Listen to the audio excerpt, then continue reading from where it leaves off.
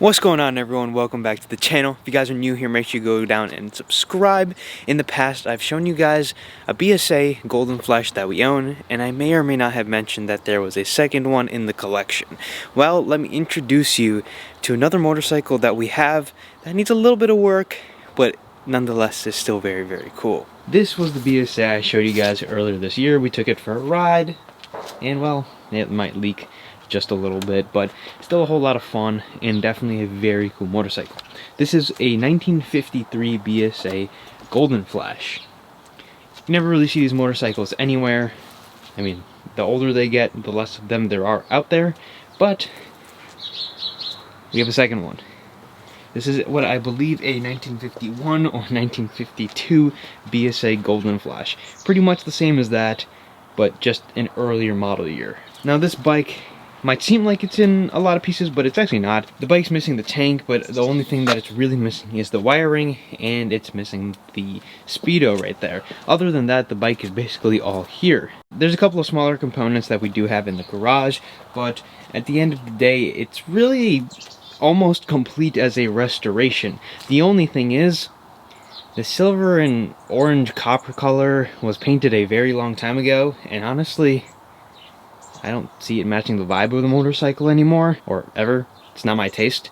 But we have been debating and throwing up the idea to get this painted in an original BSA color, because there's less and less of them every single day. We don't know the original color of this bike, but it'd be cool to do something that is of era. Now, it being a BSA Golden Flash, I think the most appropriate color would be to paint it the original gold from back in the day. Now, gold in some motorcycles can look absolutely awful. I think this is one of the motorcycles that can actually pull it off. Now, this motorcycle was painted a long time ago. It has a couple scuffs showing on the new paint. It's been in the restoration phase for quite some time now. Unfortunately, it just hasn't got enough attention shown to it. The bike does run.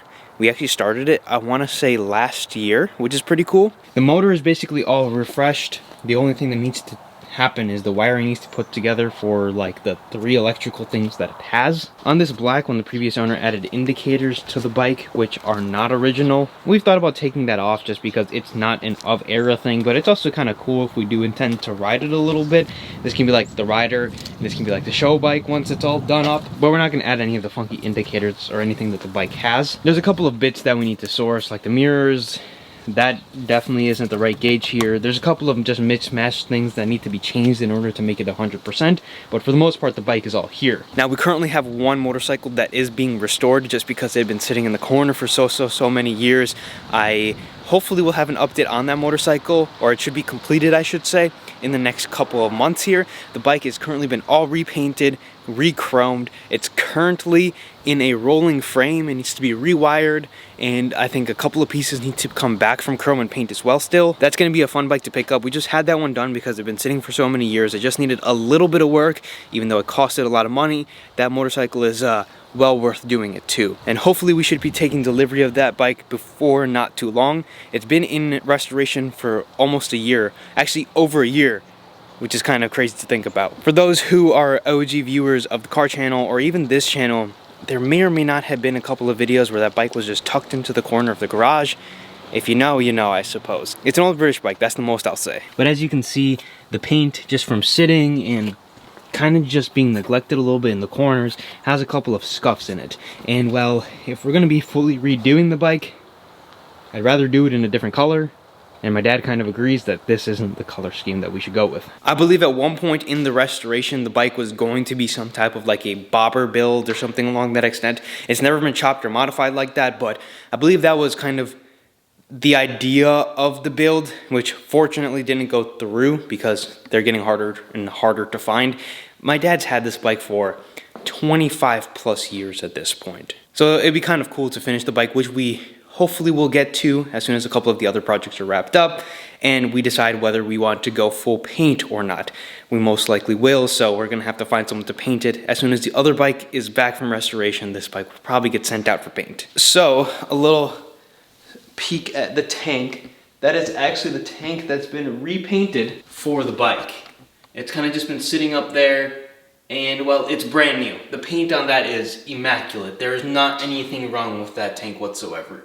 The tank next to it is a hint to the bike that's getting restored. The thing is, if you are a BSA enthusiast, you know that is not a BSA tank. It was repainted, and I believe it's like a Jawa tank that ended up being painted for that bike. The thing is, we do have the original tank for it, and it's the big tank, as you may want to say. And it's sitting right up there. It has a few dents, a few dings, and it's definitely gonna need to be cut and fixed in order to work on the bike. But the bike is pretty special, and I think it'd be probably a good idea to put that tank back on, or at least get a replica of that tank to put on the bike. There's no point in painting the tank that's been freshly painted that also isn't the right tank for this bike to put onto this bike, if that makes any sense. The rear fender also isn't painted. There's not too much that actually has to go through paint. This tin, the frame, would have to be redone and probably powder coated, because I believe this is 20-year-old paint at this point, or at least 10 to 15-year-old paint at this point. So it's definitely not powder coat, and it's showing a little bit of a age just from being towed around the garage. It's sat in like a storage for many years. So it'd be nice to kind of redo some of this work, as it has been sitting for so many years untouched. Not neglected, but just untouched. What makes these bikes special is that these are pre-unit construction bikes. That one is the same, this one is the same, which means that the motor and the gearbox are two separate units. In the later models, they combine them, and well, these are kind of more sought after, and I think it's just cool that there's a difference between the years. There's a difference between like every year. There's slight differences between this year and this year. I couldn't tell you exactly what they were right now. There's a couple of things, like on this bike, I believe someone tried painting like this top here. The pipes on this bike are definitely a lot better than the pipes on that bike. The front headers there either need to be redone or just get new ones. This bike is also missing some of the stickering work. Like if we come here, you can see this bike has the stickers. That bike has the toolbox, which I actually do have, that's just sitting in the garage. Like I said, almost all of the bike is here. Just a couple pieces are sitting in boxes and whatnot. The one piece that we do not have is the speedometer. It was there at some point of its life. My dad had it at some point, but it's gone. It's not with the bike anymore, which is unfortunate, because they cost a pretty penny, but we're gonna figure out a way to source those. We almost got to the wiring at some point, but the thing is, if we're gonna repaint it, the wiring's gonna have to be redone after that. So it's kind of just been sitting in the back, waiting for the other bike to get back from restoration. I've said that like 3 times, but that's kind of why it's been just sitting neglected. And there it is, the second BSA that we own. 2 of 2. We only have 2 BSAs at the moment, and these are both of them. They're both the same, very similar to each other. Well, there she is. Let me know what you guys think about this bike in the comment section down below. One last thing, key thing that I'll add, the fender has the license plate bracket there. This is a USDM fender that does not have the license plate bracket there. That is all I have for the video, though. If you guys did enjoy, want to see more BSA content, want to see more motorcycle content in general, make sure to hit that subscribe button and leave a like on this video. That is all I have, and I'll see you guys in the next one.